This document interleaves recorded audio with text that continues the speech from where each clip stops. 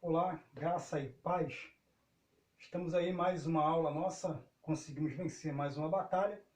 E agora nós vamos estar dando início à nossa próxima matéria, que vai ser chamada Hermenêutica Bíblica. É uma matéria que vai falar sobre as interpretações dos textos bíblicos, que vai ser relacionada então com a palavra de Deus. Tá bom? Então, nós vamos começar aí falando a respeito da hermenêutica.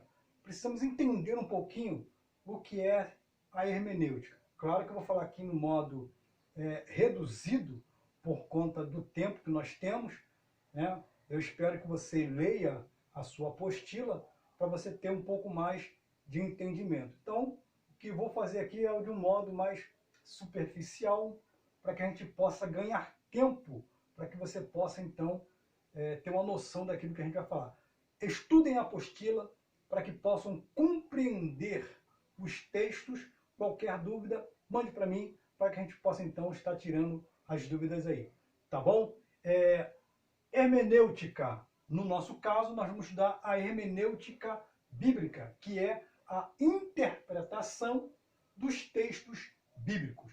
Mas antes disso, nós precisamos entender e compreender o que é ou o que significa a palavra hermenêutica. Tá? No modo geral, a palavra hermenêutica, ela significa interpretar, tá? Seja no modo religioso ou no modo secular. Então, a palavra hermenêutica, ela é associada a uma palavra grega, tá? Que vai ter a interpretação de interpretar, explicar ou traduzir. Essa palavra, ela origem ou deriva do deus Hermes, um costume grego que se havia na Grécia Antiga, que esse deus chamado deus Hermes, que se tem a palavra hermenêutica, que deriva da palavra do deus Hermes, esse deus era responsável por trazer as palavras ou as interpretações dos deuses para com os homens. Então, o deus Hermes era filho de Zeus, segundo a mitologia grega, tá? E esse deus estava incumbido de trazer as interpretações ou as poesias que se dava naquela época. Tá? Então, a cultura, tanto judaica quanto gentílica, ela acabou sendo influenciada pela cultura grega ou pela cultura da Grécia. A partir daí, então, nós temos aí umas variantes de interpretações que precisamos ter cuidado para que não haja uma interpretação errônea da palavra de Deus. No modo geral, tá? Então nós entendemos que a hermenêutica, ela é o quê? Ela é a arte de interpretar, tá? Seja a Bíblia ou seja no modo secular. Tá? Então, como nós estamos estudando a palavra de Deus, então nós vamos estar falando sobre a hermenêutica bíblica, que é a nossa matéria em questão. Tá? Em questão. Então, pastor, o que é hermenêutica? A hermenêutica é a arte de interpretar a Bíblia. Tá? É a arte de interpretar a Bíblia, porque nós estamos falando sobre a palavra de Deus. É uma palavra grega, por conta da influência dos gregos nos costumes judaicos. Tá?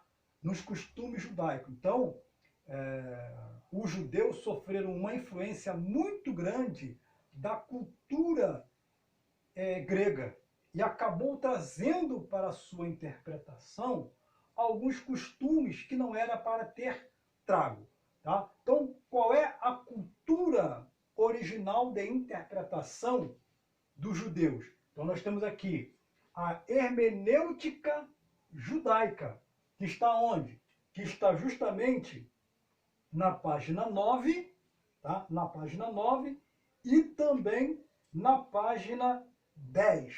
Então, a página 9 e a página 10 vai estar falando sobre a hermenêutica e seu significado, tá? Que é, no modo geral, a interpretação ou a arte de interpretar, que por sua vez tem origem numa palavra grega que se chama hermeneia ou hermeneuia, ou que veio de o deus Hermes, segundo a tradução dos gregos.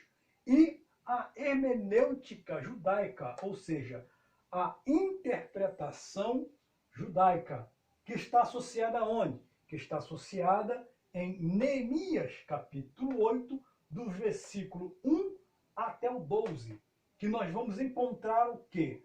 Nós vamos encontrar Esdras, a partir daí, que vai começar uma hermenêutica ou uma interpretação judaica do texto, que nós vamos ter o seguinte, vai dizer em Neemias capítulo 8, versículo do 1 ao 12, que o povo que estava no cativeiro, tá, vai para o cativeiro falando em hebraico. Só que eles ficam muito tempo dentro da onde? Dentro do cativeiro, que passou pela Babilônia, tá? Que depois foi invadido pelos assírios, que depois veio com a Grécia e assim sucessivamente. Então, os povos que levaram cativo o povo judeu, eles falavam, a língua predominante deles era o aramaico. Logo, os judeus que estavam no cativo acabaram perdendo a língua mãe deles, que era o hebraico. Então, quando eles retornam do cativeiro, eles não falavam mais o quê? O hebraico, a língua mãe, a língua materna deles, mas falavam o aramaico. Por isso que a Bíblia é escrita em 3 idiomas, o grego, o hebraico e o aramaico. Então, tá?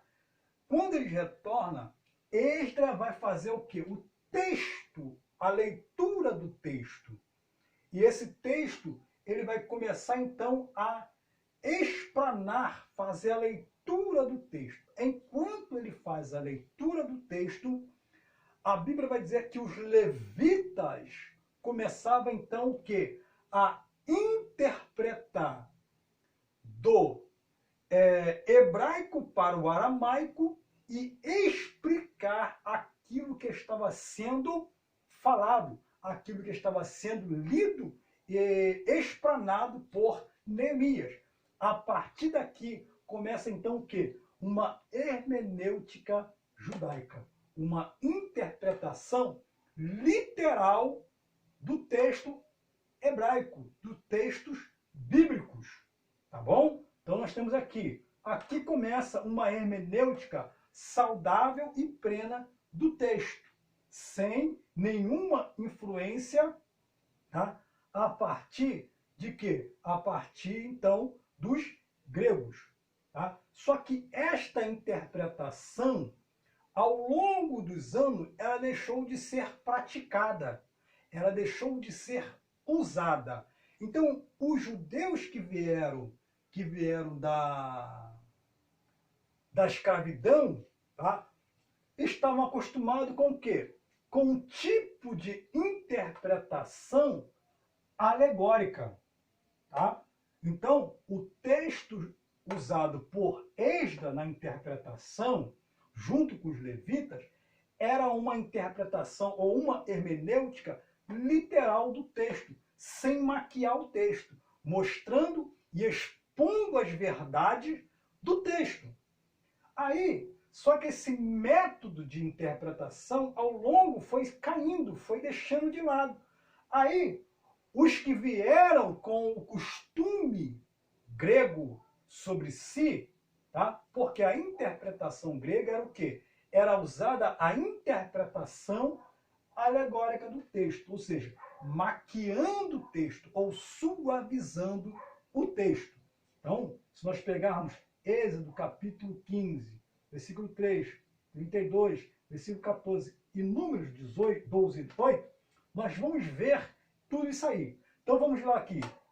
A interpretação de Neemias 8:1, a hermenêutica, que está na página 10 do texto, que vai dizer o seguinte: entre os judeus, o uso da hermenêutica vem do tempo de Esdras, conforme lemos em Neemias 8, versículo até o 12, tá? Onde consta uma menção especial à leitura da Torá, nunca antes visto entre os judeus.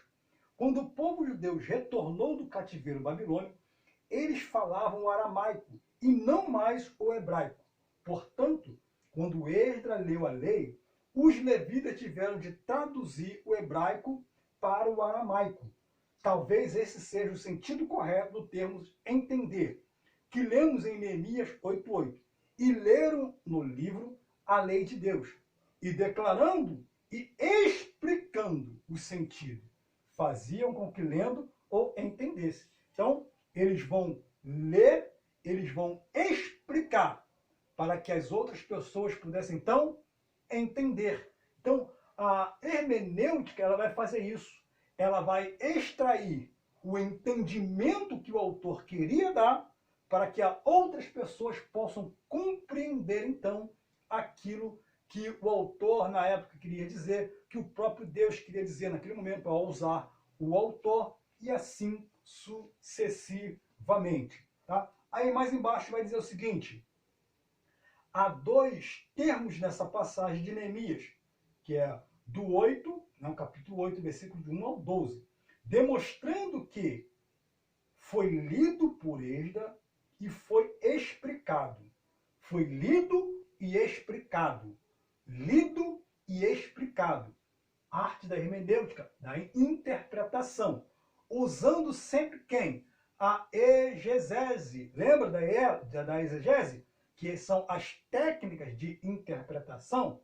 Então, é justamente isso aqui. Tá? Vamos lá. Explicando o sentido que entendesse. Então, provavelmente, o que ocorreu foi a tradução do hebraico para o aramaico e também a explicação da lei propriamente dita. Alguns fatores contribuíram para o nascimento e o desenvolvimento da interpretação bíblica judaica a partir das épocas persa e grega, até para que fosse conservada a interpretação mais coerente com o texto original. Então, aqui está a hermenêutica judaica, ela vai trazer uma interpretação literal e genuína do texto. A interpretação alegórica, quem vai usar esse método são os gregos. Tá? São os gregos que vão usar esses métodos, que vai maquiar, vai suavizar o texto em benefício próprio. Tá bom? Em benefício próprio. Então vamos lá. Aonde está isso aí? Página 12. Tá? A página 12 vai nos dizer a respeito dessa interpretação alegórica, que vai dizer o seguinte: a alegorização judaica. Por quê? Porque os judeus foram influenciados pelos gregos para ter essa interpretação alegórica, que vai dizer: alegorizar está ligado a procurar algum significado oculto no texto. É como se o sentido literal fosse apenas superfície de um terreno, que devemos escavar até encontrar outros significados, que muitas vezes estão dissociados do verdadeiro sentido. E isso é um grande perigo. Então, a interpretação alegórica, ela é perigosa. Tá? Ela é perigosa. Quando tentamos encontrar um significado para um texto, estamos tirando a autoridade do escritor e nos colocando no lugar dele. Por isso, a exegese tenta desvendar o que realmente o autor quis dizer, usando o método que? Literal e não o método da interpretação alegórica. Porque o método da interpretação alegórica vai tirar toda a responsabilidade do autor da época e então vai trazer para os nossos dias. Ou a pessoa que está fazendo esta interpretação, ela vai poder manipular o texto. E a Bíblia não é manipulada. Ou seja, a Bíblia ela não é de origem humana e nem de interpretação humana, mas homens de Deus, inspirados pelo Espírito Santo, foram que escreveram a palavra de Deus. Logo, somente a Bíblia pode interpretar a si mesma com a ajuda do Espírito Santo de Deus. Amém? Glória a Deus. Então, essa interpretação alegórica, ela é totalmente fora da palavra de Deus, tá? Da palavra de Deus. Aí, nós temos uns exemplos aqui dos textos, Êxodo, Número, né? Que vai dizer o seguinte, página 13, vai dizer o seguinte, o texto de Êxodo 15 vai ser substituído, que vai dizer, o Senhor é homem de guerra, por o Senhor esmaga as guerras. Na Bíblia Católica atual diz, o Senhor é o herói das guerras. Então houve o quê? Havendo mudança para suavizar o texto. Número 12, capítulo 12, versículo 8, substitui a forma do Senhor por a glória do Senhor. E Êxodo 32 vai dizer, então se arrependeu o Senhor do mal. Vai ser traduzido então por o Senhor se compadeceu. Então, nós estamos vendo aqui que houve o quê? Uma mudança para suavizar o texto, não trazer ele de forma o quê? Literal. Tá? Isso aí é complicado. Então, a interpretação literal, que vai estar na página 11, ela vai ser novamente trazida à tona, tá? Trazida à tona por quem? Por um grupo de estudiosos de Antioquia, ou Antioquia, tá? Que são os pais da Antioquias. Então, aqui começa a hermenêutica literal e saudável, ela começa com Esdras, tá? Capítulo 8. Ela se perde, tá? Ela se perde com a interpretação alegórica que foi influenciada ou influenciou os judeus, que trouxe consequências e interpretações favoráveis ao bel prazer. E ela vai retornar novamente com a interpretação literal, tá? Com os pais de Antioquias, ou Antioquinos, página 14. Vamos lá, página 14. Os pais de Antioquinos, os líderes da igreja em Antioquia, perceberam que o sentido literal das escrituras estava se perdendo com o método de interpretação alexandrino. Por isso, eles incentivaram o estudo das línguas originais e redigiram os vários comentários sobre os livros da Bíblia. O elo entre o Antigo Testamento e o Novo era os profetas e a tipologia, ao invés da alegoria, tá? Que é essa alegorização. A interpretação para eles também podia incluir a linguagem figurada, mas segundo a sua visão, deveria preservar a linguagem histórico-gramatical no que tange a hermenêutica bíblica. Tá? Então, aqui vai retornar novamente a leitura ou a interpretação literal pelos pais de Antioquinos, tá? E eles vão fazer com que, dentro dessa interpretação, fosse também usado algumas técnicas, que eram as linguagens de figurada e usar os textos, tá? Histórico-gramatical, que nós vamos estudar isso um pouco mais à frente aí. Então ele vai pegar isso aí e vai trazer, tá? Novamente à tona. E a partir de então, tá? A partir de então, os intérpretes e filósofos que iriam surgindo, vai então sempre usar o quê? A interpretação ou o método de interpretação literal para se traduzir a palavra de Deus. Tá? Então, a partir daqui. Tá? Só que como a palavra de Deus ela acabou sendo influenciada, tá, por culturas e costumes da época, mesmo assim vai se encontrar algumas dificuldades, tá? Vai se encontrar algumas dificuldades para poder então interpretar a palavra de Deus. Um exemplo desse, gente, foi Orígenes. A página 14 foi Orígenes. Orígenes foi um grande filósofo e intérprete e apologeta apologeta da palavra de Deus.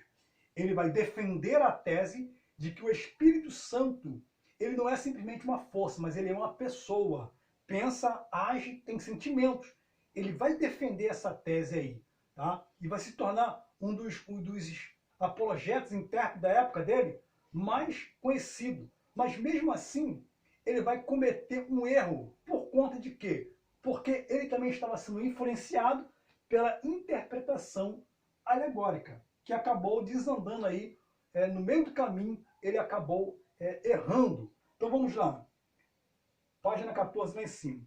Orígenes foi discípulo de Clemente e herdou deste o método alegórico de interpretação das Escrituras, sendo o mais ativo escritor cristão da antiguidade e considerado grande apologeta. Ele foi um dos mais que defenderam que o Espírito Santo era uma pessoa, e não somente uma força ativa no universo ou uma emanação de Deus.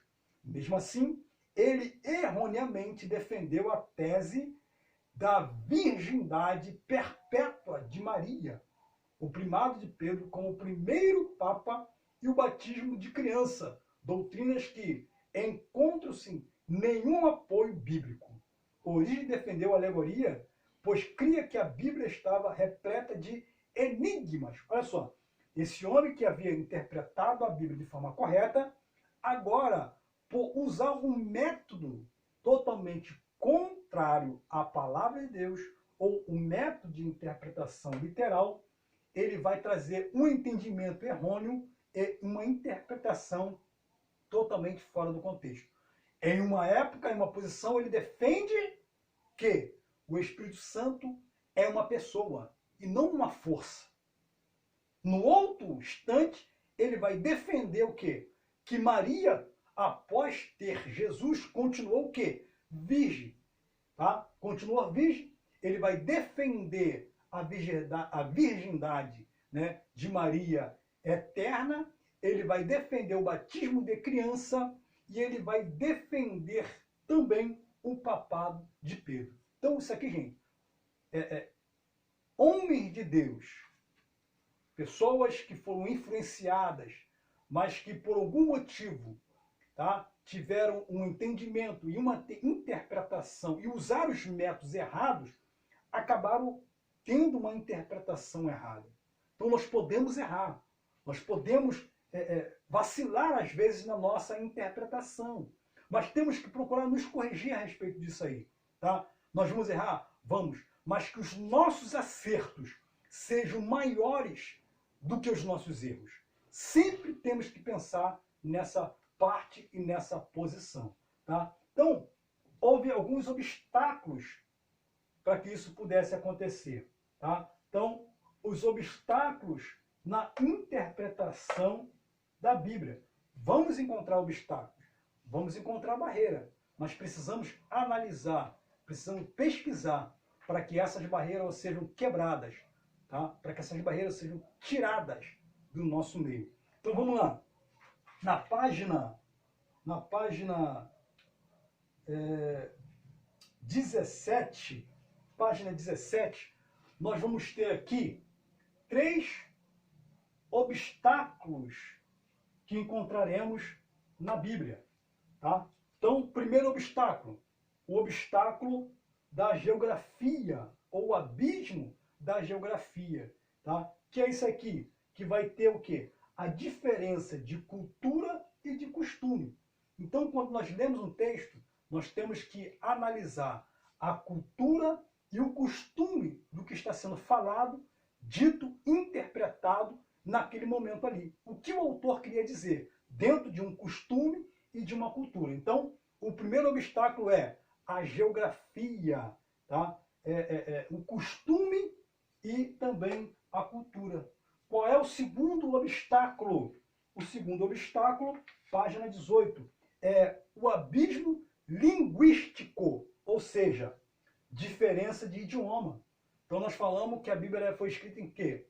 Hebraico, aramaico e grego. Então nós temos que saber em que época, em que contexto foram escrito o quê?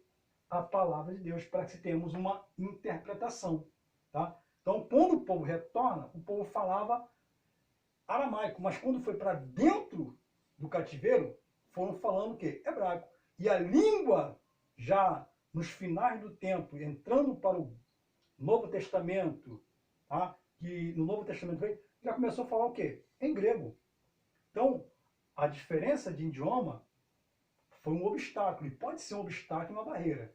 Tá? E por último, a diferença de tempo. Tá? Página 19 vai falar sobre o abismo histórico, tá? O tempo que levou. Vai falar que a Bíblia em si, ela levou 1.500 anos para ser escrita, e há coisas que precisam ser buscadas, estudadas, por conta de quê? Por conta do tempo que se levou. Tá? Então, que época foi escrito? O porquê foi escrito? Quais eram as condições do clima, do tempo, da hora em que foi escrito? Tá? Então, existem esses obstáculos, essas barreiras de interpretação bíblica. Tá? Mas elas podem ser vencidas, desde que façamos uma hermenêutica saudável, ou uma interpretação boa, usando o método da exegese, tá? Para que tenhamos aí uma interpretação saudável em nome de Jesus. Tá bom, gente? Paramos por aqui. Eu espero que você tenha compreendido. Estude a palavra de Deus para que você possa compreender um pouco mais e entender o que a Bíblia está dizendo. Tá? Interprete, estude e busque para que o Senhor possa te revelar o que a palavra de Deus tem a oferecer para você. Tá bom? Graça e paz.